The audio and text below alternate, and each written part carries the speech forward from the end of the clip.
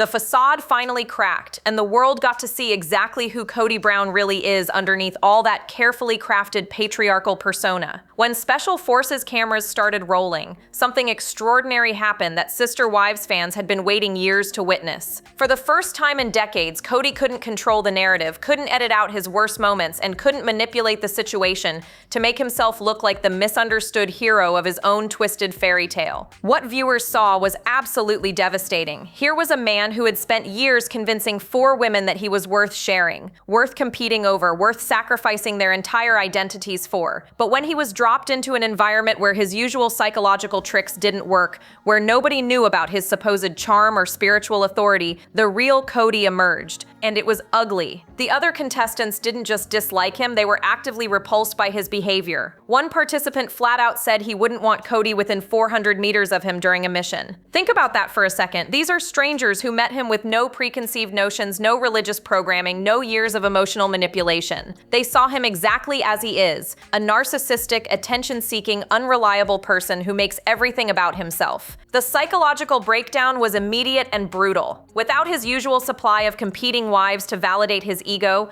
without the ability to pit women against each other for his attention, Kody started unraveling on camera. The quivering lip, the theatrical emotions, the desperate attempts to make himself the victim of every situation, it was all there for millions to witness. Sources close to the production reveal that cast members were genuinely confused by his behavior. Here's a guy who's supposed to be this strong patriarch, this spiritual leader who guided multiple families, and he's acting like a spoiled child who can't follow basic instructions. The disconnect between his public image and his actual personality was so jarring that even hardened reality TV veterans were talking about it behind the scenes. But here's what makes this psychological exposure so significant. For years, Kody's wives had been gaslit into believing that their problems with him were their fault, that if they just tried harder, were more spiritual, competed better for his attention, everything would be perfect. Watching him completely fall apart the moment he lost control of his environment proves that the problem was never with Christine, Janelle, or Mary. The problem was always him. The mask didn't just slip, it completely disintegrated. And what was underneath was exactly what his ex-wives had been trying to tell the world for years. A deeply insecure man whose entire identity depends on psychological manipulation and control. But this televised meltdown was just the beginning of a much deeper psychological unraveling that had been building for decades. What we witnessed on Special Forces wasn't just a bad day or performance anxiety, it was the complete withdrawal symptoms of a man whose entire psychological framework depends on what experts call narcissistic supply, and Kody Brown has been addicted to this psychological drug for decades, with his wives serving as his primary dealers. Narcissistic supply is the constant flow of attention, admiration, and validation that narcissistic personalities require to function. Without it, they literally start to psychologically collapse. For most people, self-worth comes from internal sources, personal achievements, genuine relationships, but for someone like Kody, self-worth only exists when it's being fed by external validation. And the more dramatic and competitive that validation is, the more intoxicating it becomes. Think about the setup Kody created for himself. 4 women, all competing for his time, attention, and approval. Each wife trying to be the favorite, trying to prove she deserved more of him than the others. The psychological high he got from watching Christine, Janelle, Mary, and Robin compete for his affection wasn't just satisfying, it was absolutely essential to his mental survival. Industry insiders who've worked with polygamist families reveal that this competitive dynamic is deliberately engineered. It's not an unfortunate side effect of plural marriage, it's the entire point. The husband becomes like a drug dealer, carefully controlling the supply of attention and love to keep each wife desperately craving more. One day, Christine gets extra time, making Janelle jealous. The next week, Mary gets special treatment, making Christine work harder for approval. It's a psychological manipulation system that would make casino designers jealous.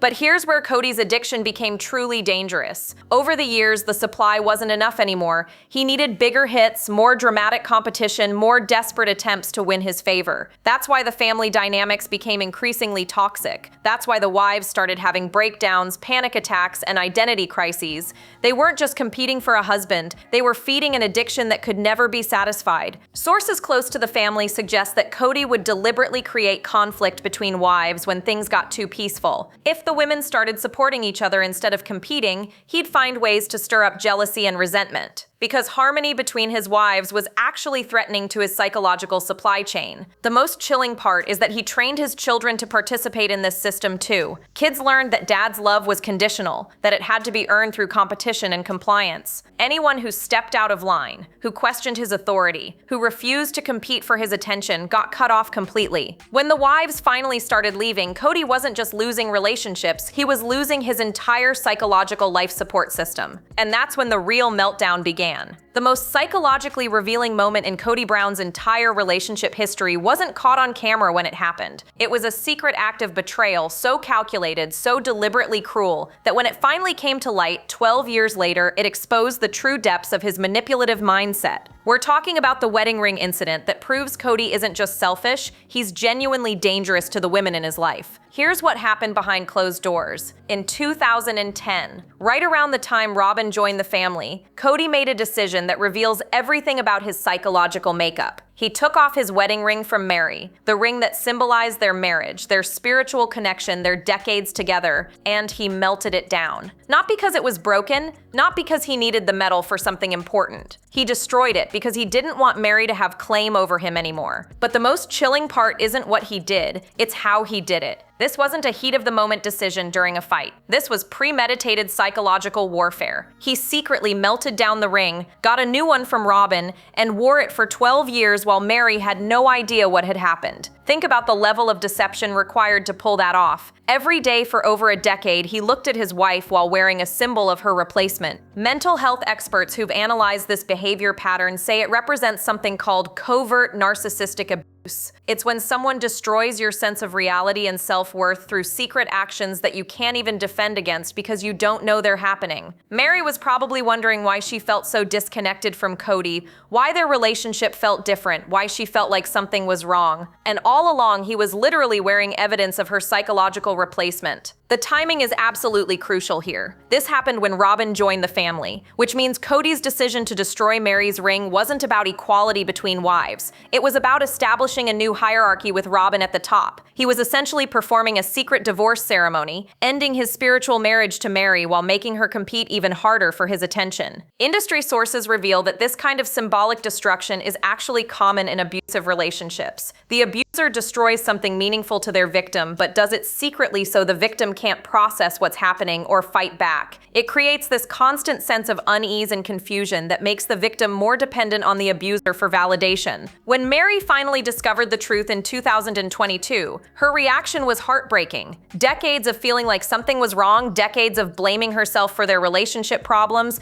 and it turns out he had literally erased their marriage symbol and replaced it with his new favorite wife. But this ring betrayal was just the beginning of Kody's psychological control tactics. The most insidious form of psychological abuse isn't physical violence or screaming matches, it's when someone weaponizes your deepest spiritual beliefs against you, and that's exactly what Kody Brown perfected over decades of marriage. He didn't just control his wives through competition and jealousy, he used their faith as a psychological prison, convincing them that spiritual growth required accepting emotional abandonment. The term sacred loneliness wasn't just some beautiful religious concept that Kody stumbled upon. Sources familiar with fundamentalist psychology reveal that this is a deliberate manipulation tactic used by patriarchal leaders to justify neglect and emotional abuse. By framing abandonment as a spiritual test, Kody could disappear from his wives' lives for weeks at a time while making them feel guilty for wanting more attention. Think about the psychological brilliance of this manipulation. Instead of his wives getting angry about being ignored, they would blame themselves for not being spiritual enough to handle the loneliness. Instead of demanding better treatment, they would pray harder and try to become more worthy of his time. He turned their natural human need for connection into a character flaw that needed to be overcome through faith. Mental health professionals who work with religious abuse survivors say this pattern is devastatingly effective because it attacks the victim's core identity. These women weren't just wives, they were believers who had been taught that their salvation depended on accepting their husband's authority. When Kody told them that longing for his presence was a spiritual weakness, he was essentially telling them that their souls were in danger if they complained about his neglect. The most chilling evidence of this manipulation came out during the family's therapy sessions. When wives expressed pain about feeling abandoned, Kody would immediately redirect the conversation to their spiritual failings. Christine wanted more time with her husband. She needed to work on her jealousy issues. Janelle felt disconnected from the family. She wasn't embracing the principle of plural marriage correctly. Mary was struggling with loneliness. She needed to find fulfillment in her relationship with God instead of depending on earthly attachments. Industry insiders who've worked with polygamist families reveal that this religious gaslighting is taught to men in these communities.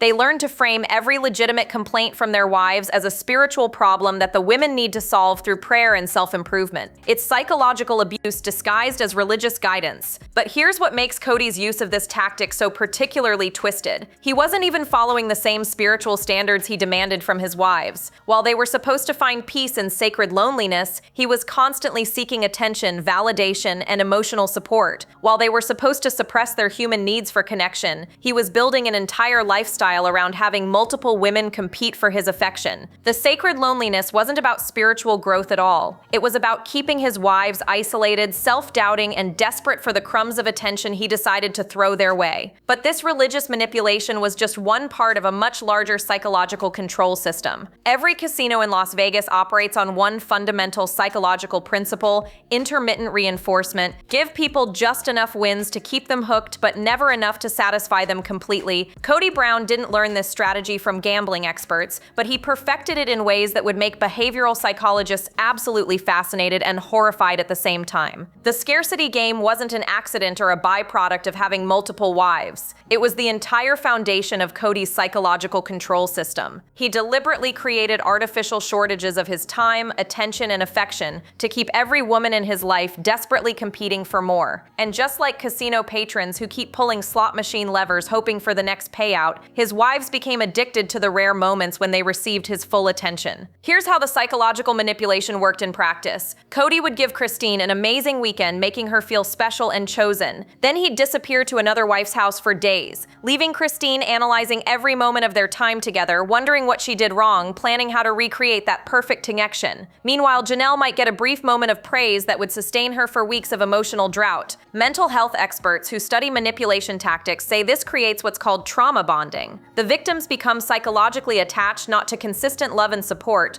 but to the relief they feel during brief moments of positive attention. It's the same reason people stay in abusive relationships, the same reason hostages sometimes defend their captors. The occasional kindness becomes so precious that victims will endure incredible suffering just to experience it again. But Kody's scarcity game was even more sophisticated than basic intermittent reinforcement. He created competition between the women for resources that he completely controlled. Time was scarce, so wives had to compete for dates. Affection was limited, so they had to earn emotional intimacy. Even basic communication became a prize that had to be won through good behavior and compliance. Sources close to the family reveal that Kody would deliberately pit wives against each other by sharing just enough information to create jealousy and insecurity. If Christine got a special gift, he'd make sure the other wives knew about it, but wouldn't explain why she deserved it. If Robin got extra time, he'd leave the other wives wondering what they needed to do to earn the same treatment. The psychological impact was devastating. Instead of supporting each other through the difficulties of plural marriage, the wives became competitors in a game where only one could win Kody's favor at any given time. They stopped seeing each other as allies and started viewing each other as threats to their own survival in the family system. The most insidious part of this manipulation was that Kody convinced his wives that the scarcity was natural, even spiritual, that learning to be grateful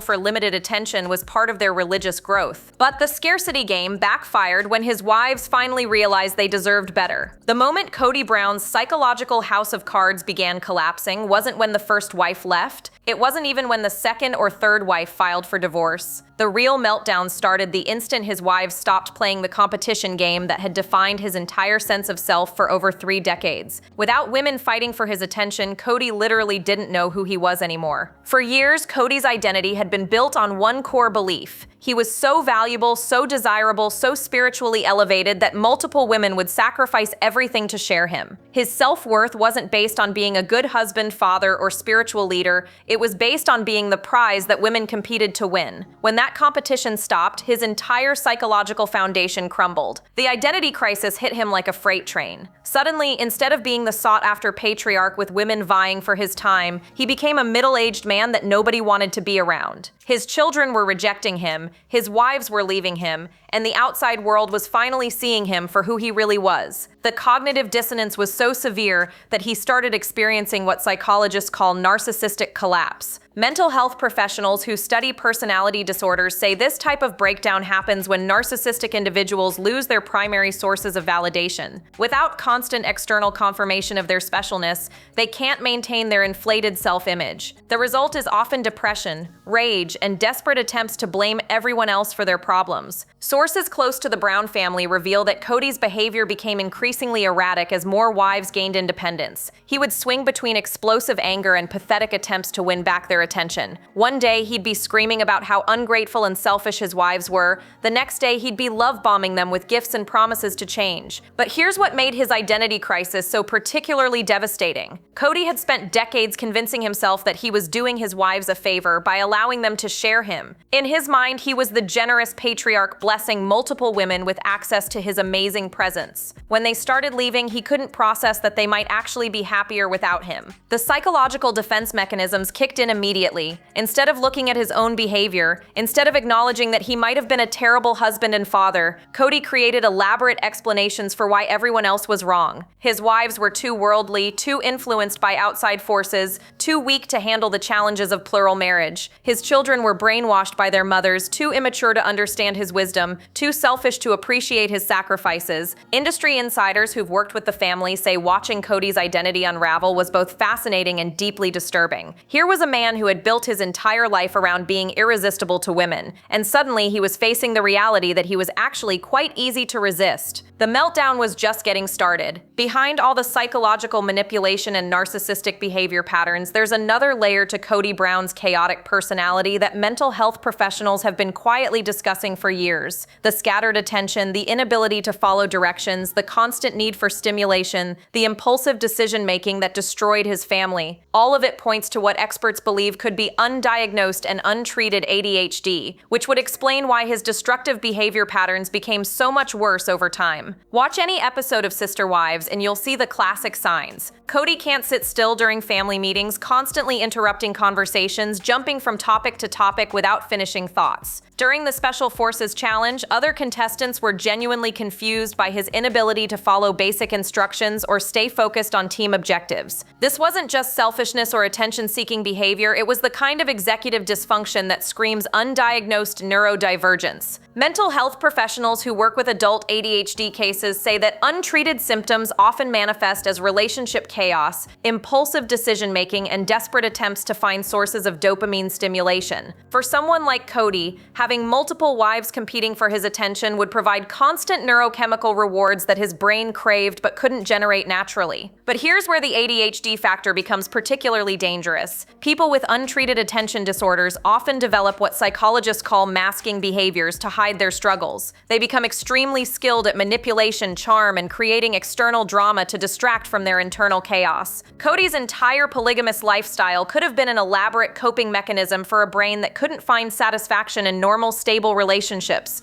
Sources familiar with the family dynamics reveal that Kody's need for constant stimulation escalated over the years. What started as spiritual polygamy became increasingly dramatic as he required bigger emotional highs to feel engaged. The wives noticed that he seemed bored during peaceful family time, but became energized during conflicts and crises, classic ADHD behavior disguised as spiritual leadership. The religious community's approach to mental health made everything worse. Instead of getting proper diagnosis and treatment, Kody was taught that his struggles were spiritual failings that could be overcome through prayer and righteousness. His scattered attention became a character flaw. His impulsiveness became a lack of self-control. His need for stimulation became selfishness. Industry insiders who've worked with fundamentalist families say this pattern is tragically common. Neurodivergent individuals, especially men in leadership positions, are often misdiagnosed as having spiritual or moral problems instead of getting the medical support they actually need. But here's the crucial point that can't be ignored. Having ADHD doesn't excuse abuse, manipulation, or destroying your family. Plenty of neurodivergent people manage to be loving partners and parents. Kody's untreated issues might explain his behavior patterns, but they don't justify the psychological damage he inflicted on 4 women and 18 children. The ADHD factor just adds another layer to an already complex psychological disaster. The most sophisticated manipulation tactic in Kody Brown's psychological toolkit wasn't the love bombing, the scarcity games, or even the religious control, it was his masterful ability to flip every situation so that he became the victim, no matter how badly he had behaved. This isn't just garden variety deflection, this is a calculated strategy that turns reality completely upside down and leaves his actual victims questioning their own sanity. Watch how this manipulation played out during the family's most devastating moments. When Christine finally gathered the courage to leave after decades of emotional neglect, Kody immediately positioned himself as the abandoned husband, whose wife gave up on their sacred covenant. When his children stopped visiting because of his toxic behavior, he became the heartbroken father whose kids were turned against him by bitter ex-wives. Every single consequence of his actions became evidence of how unfairly he was being treated. The victim reversal strategy is particularly insidious because it requires the real victims to comfort their abuser. Instead of Christine getting support for leaving a harmful relationship,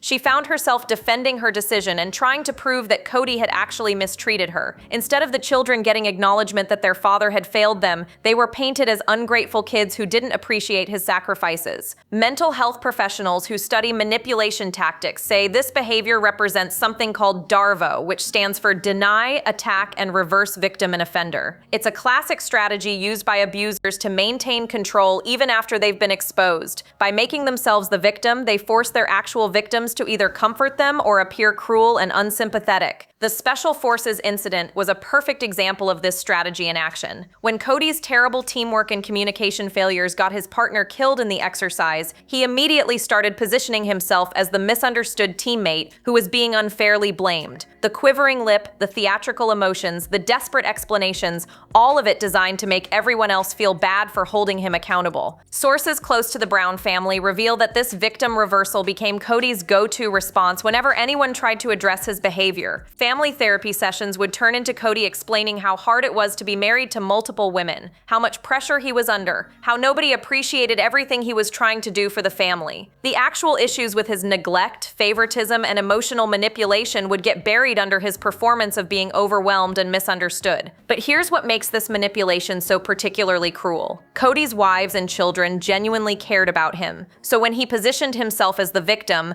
they would naturally want to help and support him. Their own compassion became the weapon he used to avoid accountability and continue his harmful behavior patterns. The victim reversal strategy worked for decades, until his family finally realized they were being manipulated. The most damning evidence of Kody Brown's psychological dysfunction didn't come from his ex-wives' testimonies or therapy sessions. It came from his own children, who grew up watching his manipulation tactics firsthand and ultimately chose to walk away from their father entirely. When multiple children from different mothers all reach the same conclusion about a parent, that's not coincidence or outside influence, that's a pattern that speaks volumes about what really happened behind closed doors. The children's rebellion against Kody reveals something that his adult victims couldn't always see clearly. Kids don't have the same capacity for making excuses, rationalizing behavior, or accepting manipulation as normal. They judge their parents based on simple criteria. Do you make me feel safe, loved, and valued? For most of Kody's 18 children, the answer was a resounding no. What's particularly devastating is how the children described their relationship with their father. They didn't paint him as an evil monster or an abusive tyrant. Instead, they described him as someone who was only interested in them when it served his purposes. Love was conditional on compliance, attention was earned through competition,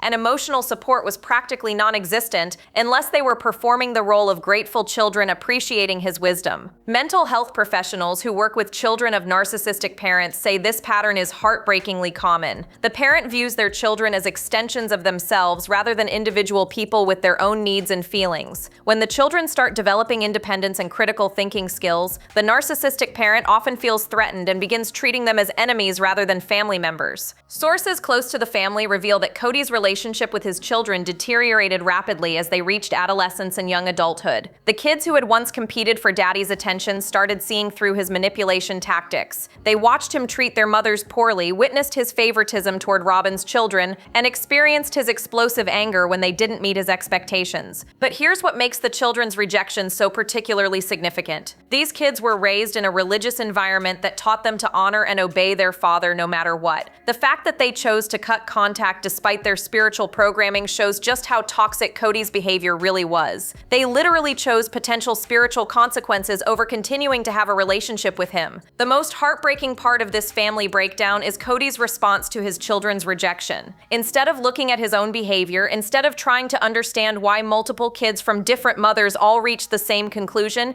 he immediately blamed everyone else. The children were brainwashed by bitter mothers, influenced by outside forces, too immature to understand his sacrifices for the family. The children's rebellion exposed the truth that Kody's wives had been trying to protect him from for years. He was never the spiritual leader he claimed to be. Here's where Kody Brown stands today. A 54-year-old man who lost everything because he couldn't stop playing psychological games long enough to actually love the people in his life. 3 divorces, estranged children, public humiliation, and a reputation so damaged that reality TV producers use him as cautionary tale material. This isn't just a midlife crisis or a rough patch in a marriage. This is the complete systemic failure of a man whose entire identity was built on manipulation and control. The psychological collapse became undeniable when Kody started making statements that revealed just how disconnected from reality he had become. During interviews, he would claim that he never really loved his ex-wives, conveniently forgetting decades of love letters, romantic gestures, and public declarations of devotion. He would insist that his children didn't want him in their lives, when the truth was that he had emotionally abandoned them years before they gave up trying to connect with him. Mental health experts who've analyzed his public statements say this level of reality distortion suggests someone whose psychological defense mechanisms are working overtime to protect an ego that can't handle the truth. Instead of accepting responsibility for destroying his family through decades of manipulation and emotional neglect, Kody has created an alternate narrative where everyone else failed him. The most chilling aspect of his psychological state is the complete lack of genuine remorse or self-reflection. When confronted with the pain he's caused his wives and children, Kody's responses focus entirely on how their actions have hurt him. He can't access empathy for their experiences because doing so would require acknowledging that he was the problem all along. Sources close to the remaining family members reveal that Kody has become increasingly isolated and paranoid. He sees enemies everywhere, interprets every criticism as persecution, and seems genuinely confused about why people don't want to be around him anymore. The man who once controlled 4 households through psychological manipulation now can't even maintain relationships with the few people who still tolerate his presence. But perhaps the most devastating consequence of Kody's psychological collapse is what it's done to his relationship with Robyn, the wife he supposedly chose above all others. Industry insiders suggest that even she is struggling with the reality of being married to someone whose entire personality was built around having multiple women compete for his attention. Without the competition, without the drama, without the psychological games that energized him for decades, Kody has become a shadow of the charismatic manipulator who once convinced 4 intelligent women to share their lives with him. The psychological breakdown is complete. The mask has fallen off permanently,